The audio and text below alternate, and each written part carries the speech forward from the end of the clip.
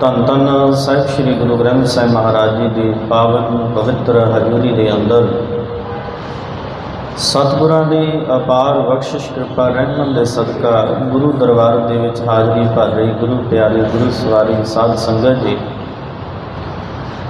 ਗੁਰੂ ਸਾਹਿਬ ਜੀ ਨੇ ਅਪਾਰ ਬਖਸ਼ਿਸ਼ ਕਿਰਪਾ ਰਹਿਮਤ ਕੀਤੀ ਹੈ ਜੋ ਸਤਿਗੁਰਾਂ ਦੀ ਪਾਵਨ ਪਵਿੱਤਰ ਹਜ਼ੂਰੀ ਦੇ ਅੰਦਰ ਜੁੜ ਬੈਠ ਕੇ ਜੀਵਨ ਦੀਆਂ ਅਨਮੋਲ ਘੜੀਆਂ ਨੂੰ ਗੁਰੂ ਦੇ ਲੇਖੇ ਲਾ ਰਹੇ ਹਾਂ। ਆਓ ਜਿੰਨਾ ਸਮਾਂ ਗੁਰੂ ਸਾਹਿਬ ਜੀ ਨੇ ਸਤਸੰਗਤ ਘੜੀਆਂ ਸਾਨੂੰ ਬਖਸ਼ਿਸ਼ ਕੀਤੀਆਂ ਨੇ, ਸਮੇਂ ਦੀਆਂ ਘੜੀਆਂ ਨੂੰ ਆਪਾਂ ਸਾਂਭਣ ਦਾ ਯਤਨ ਕਰੀਏ। ਗੁਰਬਾਣੀ ਦੀ ਵਿਚਾਰ ਨਾਲ ਜੁੜੀਏ। ਕਲਗੀਧਰ ਪਾਤਸ਼ਾਹ ਗੁਰੂ ਗੋਬਿੰਦ ਸਿੰਘ ਮਹਾਰਾਜ ਜੀ ਦੇ ਵੱਲੋਂ ਬਖਸ਼ਿਸ਼ ਕੀਤੀ ਹੈ, ਫਤਿਹ ਨਾਲ ਸਾਂਝ ਪਾਈਏ ਜੀ। ਕੋਈ ਵੀ ਰਸਨਾ ਜਿਹੜੀ ਹੈ ਉਹ ਵਾਂਝੀ ਨਾ ਰਹੇ, ਪਿਆਰ ਸਤਿਕਾਰ ਦੇ ਨਾਲ ਪ੍ਰਵਾਨੋ ਜੀ। ਫਤਿਹ। ਵਾਹਿਗੁਰੂ ਜੀ ਕਾ ਖਾਲਸਾ, ਵਾਹਿਗੁਰੂ ਜੀ ਕੀ ਫਤਿਹ। ਸਾਹਿਬ ਧੰਨ ਸ਼੍ਰੀ ਗੁਰੂ ਗ੍ਰੰਥ ਸਾਹਿਬ ਮਹਾਰਾਜ ਜੀ ਦੀ ਪਾਵਨ ਪਵਿੱਤਰ ਗੁਰਬਾਣੀ ਦੇ ਅੰਦਰ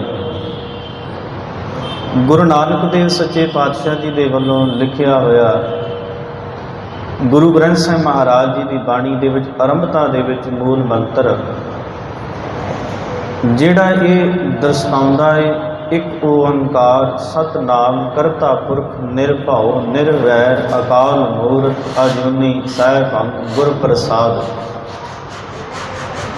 ਜਿਹੜਾ ਵਿਚਾਰ ਦੱਸਦਾ ਹੈ ਪਰਮਾਤਮਾ ਇੱਕ ਹੈ, ਉਹ ਸਾਰਿਆਂ ਦੇ ਵਿੱਚ ਰਮਿਆ ਪਿਆ ਹੈ, ਸਾਰਿਆਂ ਨੂੰ ਪਾਲਣ ਵਾਲਾ ਹੈ, ਸਦਾ ਕਾਇਮ ਰਹਿਣ ਵਾਲਾ ਹੈ, ਸਭ ਕੁਝ ਉਸੇ ਤੋਂ ਬਣਿਆ ਹੈ। ਉਹ ਡਰਦਾ ਨਹੀਂ, ਨਾ ਕਿਸੇ ਨੂੰ ਡਰਾਉਂਦਾ ਹੈ। ਉਹ ਜੂਨਾਂ ਦੇ ਵਿੱਚ ਨਹੀਂ ਆਉਂਦਾ, ਉਹਦਾ ਪ੍ਰਕਾਸ਼ ਆਪਣੇ ਆਪ ਤੋਂ ਹੋਇਆ ਹੈ। ਤੇ ਅਖੀਰ ਦੇ ਵਿੱਚ ਹੈ ਗੁਰ ਪ੍ਰਸਾਦ, ਭਾਵ ਗੁਰੂ ਦੀ ਕਿਰਪਾ।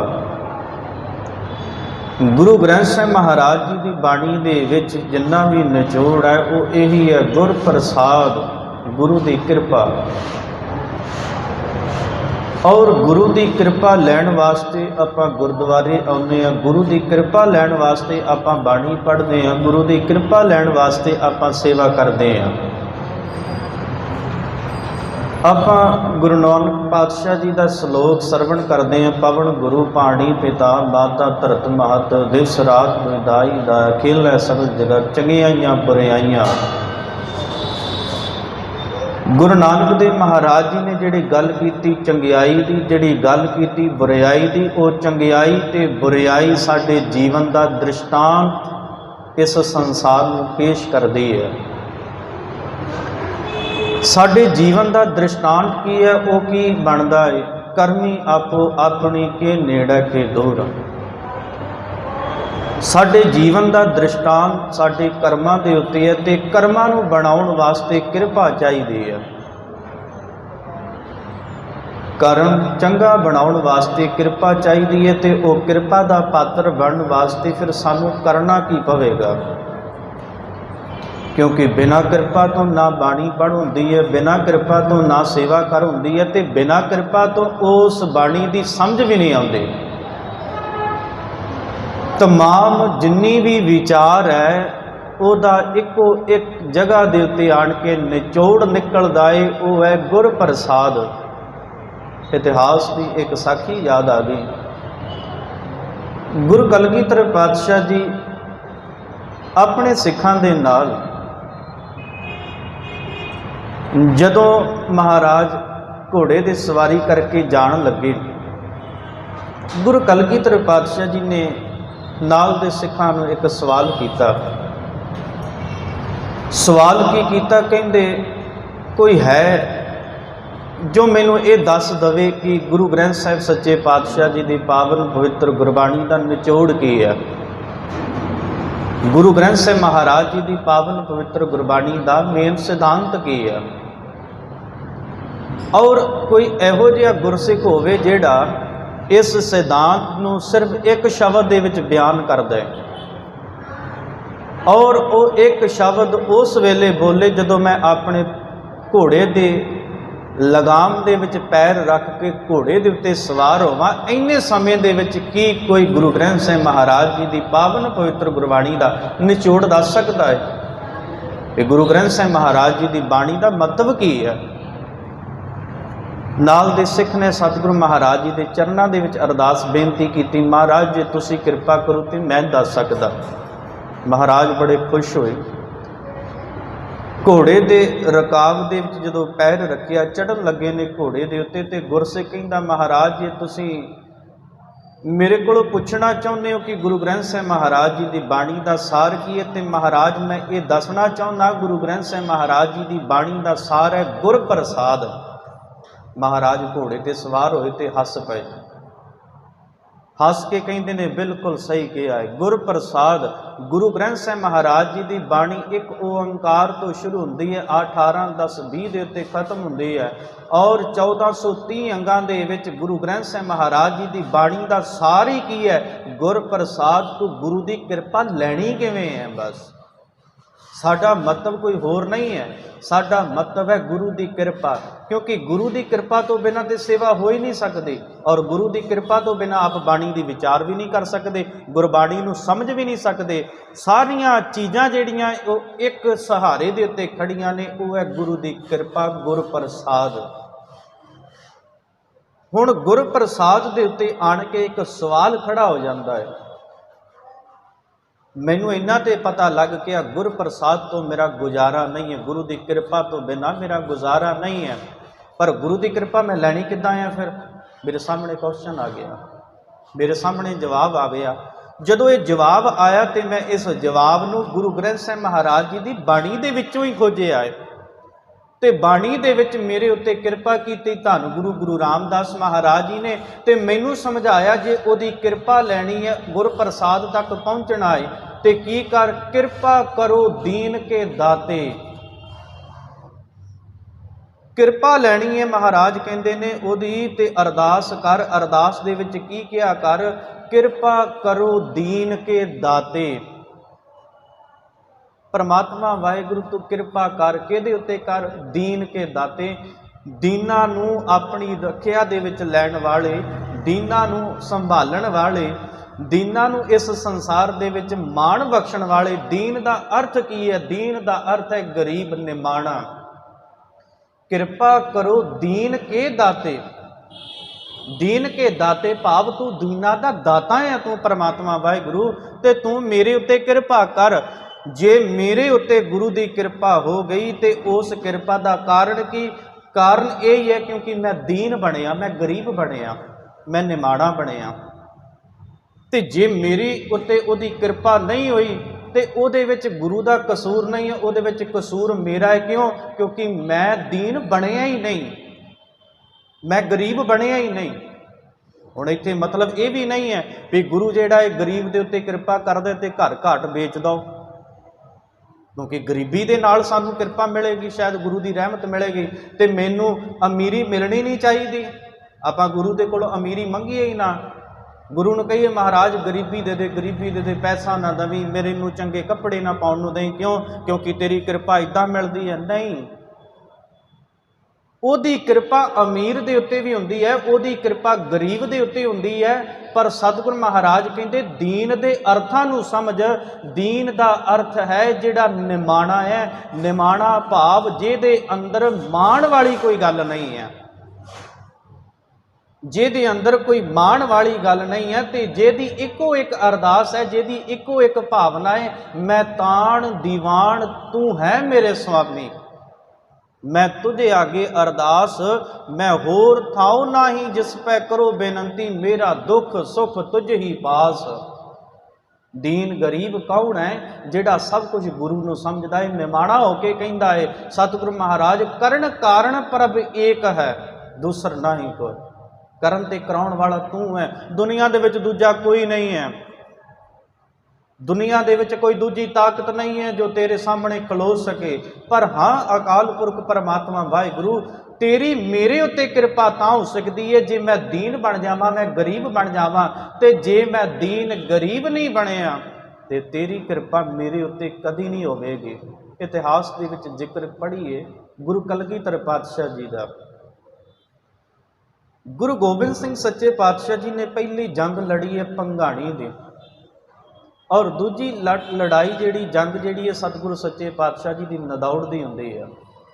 और दोनों जंगां नूं कदी विचार करके देखो। पहली जंग 1688 ईस्वी दे विच पहाड़ी राजियां दे नाल हुंदी है, और जिहड़ी दूजी जंग जिहड़ी नदौड़ दी जिहड़ी जंग है वो सतगुरु महाराज पहाड़ी राजियां दे नाल रल के पहाड़ी राजियां दी मदद करते हुए कश्मीर तो जो सतगुरु महाराज जी दे जो उस वेले पहाड़ी राजियां तो टैक्स अगराउण वास्ते आम लोगों के उत्ते जुल्म करने वास्ते अब्दुल समद खान जिहड़ा आ रहा है, जिहड़ा उस वेले अब्दुल खान जिहड़ा है कश्मीर तो आ रहा है टैक्स लैण वास्ते पहाड़ी राजियां दे कोलों।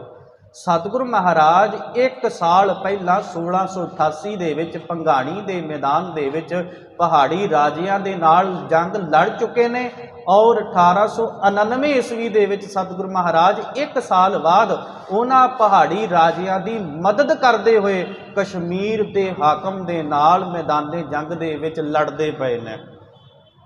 हुण विचार तो यह बनता है कि सतगुरु महाराज एक साल तो पहला तुसीं पहाड़ी राजियां दे नाल लड़दे पे सी, ते महाराज एक साल दे विच की होया, उन्हां दी मदद करदे पए हो मैदाने जंग दे विच, कारण की है? जदों तुसीं कारण खोजोगे तो कारण यही हो मिलेगा तुहानूं कि गुरु गोबिंद सिंह सच्चे पातशाह जी ने एक कदम, ये सतगुरु सच्चे पातशाह जी की कृपा सी या सतगुरु महाराज जी की रहमत सी कि गुरु कलगीधर पातशाह जी का यह विचार सी कि जिहड़ा कश्मीर तो चढ़ के आया है, कश्मीर तो चल के पहाड़ी राजियां दे कोलों टैक्स अगाउण वास्ते आ रहा है, तो जदों टैक्स अगाउण वास्ते आवेगा ये पहाड़ी राजे आम गरीब जनता दे उत्ते लुटमार करनगे, उहदा नुकसान पहाड़ी राजियां नूं नहीं होवेगा, उहदा नुकसान आम जनता नूं होवेगा। आम जनता की रखिया वास्ते सतगुरु महाराज पहाड़ी राजियां दे नाल रल के जो मुगल चढ़ के आ रहे उहदे विरुद्ध लड़ते पे आ, उत्थे सतगुरु महाराज उहदे नाल लड़े आ। कारण की सी? सतगुरु सच्चे पातशाह जी दीन की रखिया करते आ, गरीब की रखिया करते हैं, निमाणे की रखिया करते हैं, और निमाणा को किहड़ा है जिहड़ा निभ के रहिंदा है। इसे करके सतगुरु महाराज जी की बाणी के विचों पढ़ते हैं ना, गुरमुख निमाणा होए, जिहड़ा गुरमुख है वह निमाणा रहिंदा है, जिहड़ा गुरमुख है वह कभी भी हंकार दे विच नहीं रहिंदा, ते जिहड़ा हंकार दे विच रहना सिख जावे वह कभी गुरमुख नहीं बन सकता, वह कभी गुरमुख बन ही नहीं सकता, वह कभी गुरु का नहीं बन सकता जिन्हें निमाणे का गुण अपनी जिंदगी दे विच धारण नहीं किया है। ते सतगुरु गुरु रामदास महाराज जी ने बाणी दे विच की किया है, कृपा करो दीन के दाते, हे अकाल पुरख परमात्मा तू मेरे उत्ते कृपा कर, क्यों? क्योंकि तू दीना की कृपा करदा है, दीना दे उत्ते दीना की रखिया करदा है। कृपा करो दीन के दाते, मेरा गुण अवगुण ना विचारो कोई। सतगुरु महाराज तू मेरा लेखा जोखा ना देखी, मेरे गुण ते अवगुण ना कदी देखी, ते जदों तू मेरे गुण ते अवगुण देखण लग पिया ते उन्हां दे विचों गुण घट होणगे ते अवगुण ज़्यादा होणगे।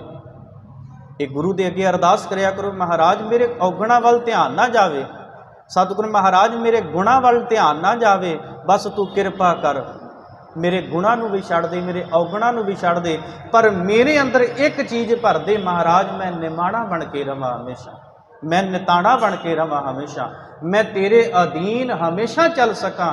और जो तुसी ये अरदास करोगे गुरु के चरणों के विच ते वो अरदास तुहाडी जरूर कबूल करेगा। और जिन्हां दी गुरु अरदास कबूल कर लवे ते सतगुरु महाराज कहंदे ने, हे भाई ताती वाव न लगई पार ब्रह्म शरणाई, चौगिरद हमारे रामकार दुख लगे ना पाई। वो अकाल पुरख परमात्मा वाहिगुरु चारे पासियों तो तेरी रखिया करेगा, ये नहीं भी एक पासा कमज़ोर हो जाएगा। वो अकाल पुरख परमात्मा वाहिगुरु ने पिठ नहीं लगन दिंदा कभी भी, वो लगन पिठ क्यों नहीं दिंदा? क्योंकि तू उहदा भगत बन गया है। भगत क्यों बनया है? क्योंकि तू उहदी बंदगी कीती है। बंदगी क्यों कीती है? क्योंकि तू उहदे नाल मिलना चाहुंदा है। तुसी जिन्नी भी विचार करोगे है ना, गुरु ग्रंथ साहिब महाराज जी की इको एक विचार का हल तुहाडे सामने निकलदा, उहदे नाल जुड़ना, बस उहदे नाल जुड़न वास्ते कृपा चाहिए है। वो चाहे तो सानू जोड़ सकता है। जे असी कह दिए भी मैं मन का हठ कर लेना, मैं तो जुड़ना ही जुड़ना, जुड़ना ही जुड़ना, नहीं, साडे मन के हठ के नाल नहीं असी जुड़ सकते कभी। जिद्दण मन का हठ छड़ दिता जिदण मन का हठ छड्ड के ये आख दिता, कबीर तू तू करता तू हुआ मुझ में रहा ना हूँ। जदों ये अरदास कर दी भी महाराज मेरे विचार की है, ये विचार ते तू दिना है, मेरा जीवन की है, जीवन ते तू दिना है, मेरी मौत की है, मौत ते तू दिना है, मेरे कोल पदार्थ की, पदार्थ ते तू दिना है, मेरा मुझ में किछ नहीं, जो किछ है सो तेरा। फिर अरदास की, कबीर तू तू करता तू हुआ मुझ में रहा न हो। जब आपा पर का मिट गया, गल आपा भाव नूं मिटाउण दी है, और जो आपा भाव मिटा लैंदे ने गुरु के हुक्म दे विच चल के उन्हां दे उत्ते गुरु की कृपा हो जाती है। ते जिन्हां दे उत्ते कृपा गुरु की हो जावे वो एक दिन गुरु की बख्शिश के पात्र बन के अपना इस संसार दे विच आया होया भागां वाले सफला बना के जाते हैं।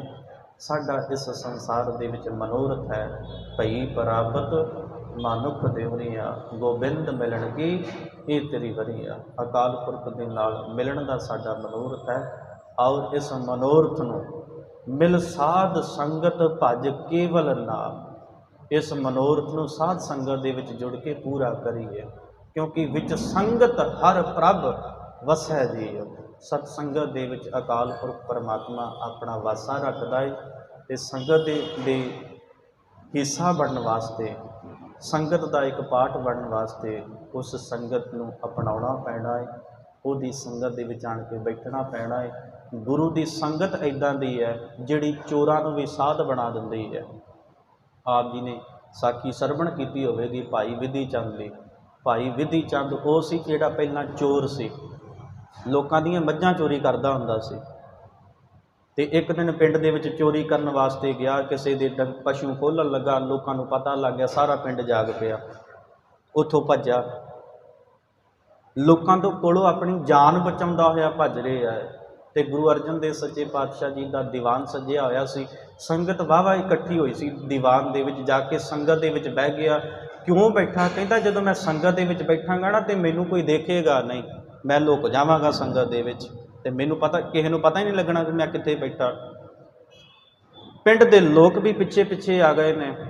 जदों दीवान की समाप्ति हुई तो गुरु अर्जन देव महाराज जी नूं पिंड दे लोग कहण लगे, सतगुरु महाराज आ साडे पिंड दे विच भी ना कोई चोर चोरी करन लगा सी, पर सतगुरु महाराज सानू बिड़क आ गई, पता लग गया, असी चोर का पिछा किया तो महाराज तुहाडे इधर नूं आया है, तो सानू ये शक है कि शायद सतगुरु महाराज संगत दे विच बैठा होवे। तो गुरु अर्जन देव महाराज जी ने आख्या सी उस टाइम, कहंदे ये सतसंगत है, इस सतसंगत दे विच कोई चोर दी बिरती वाला भी आ जावे ना, वो गुरु वाला बन जाता है। तो इत्थे कोई चोर नहीं है, इत्थे सारे अकाल पुरख परमात्मा का रूप है। गुरु अर्जन देव सच्चे पातशाह जी ने इन्नी गल कही सी ते भाई विधि चंद खड़ा हो गया सी संगत दे विच, कहंदा महाराज इन्हां दे पिंड दे विच चोरी करन मैं गया सी। ते सतगुरु महाराज मुस्कराए ते कहंदे भाई चोरी करन वास्ते ते गया सी, ते सानू पता है तू चोरी करके आ रहा सी, संगत दे विच अपने आप नूं छुपाउण दा यतन कीता, ते जे 2 टाइम होर ना बोलदा 2 मिनट तो किसी को पता नहीं सी लगना भी तू चोर है, तू क्यों बोले अपने आप को ये क्यों जाहिर किया कि मैं ही चोर हाँ। कहता सतगुरु महाराज सच्चाई का पता ही होने लगा है। सच्चाई की है? तुहाडा दर्शन देखना तो मन को खेड़ा पहुँचाना, तुहाडे बोल सुनना तो मन को ठंड पहुँचाना। मैनू मनोरथ पता लग गया, मिल साध संगत भज केवल नाम। मनोरथ पता लग गया कि संगत तो बिना उधार नहीं। मनोरथ पता लग गया तुहाडा दर्शन जिहड़ा ये दर्शाउंदा है, दर्शन देख जीवां गुर तेरा, पूर्ण कर्म होए प्रभ मेरा, कि दर्शन देख देख के जीवना। ते सतगुरु महाराज कहते ने भाई विधि चंद फिर अज तो बाद चोरी करेगा? कहता सतगुरु महाराज नहीं, ये भाई विधि चंद वही है जिन्होंने 6वें पातशाह जी ने आख्या सी विधि चंद सीना गुरु का सीना, जिन्हों गुरु साहब गुरु हरगोबिंद महाराज जी ने सीना कह के संबोधन किया सी। पर वो किवें होया? क्योंकि उन्हें अपने आप को संगत दे विच लुकाया सी, अपने औगणा नूं, और सत संगत दे विच अपने औगणा नूं लुकाया, अपने आप को छुपाउंदा है।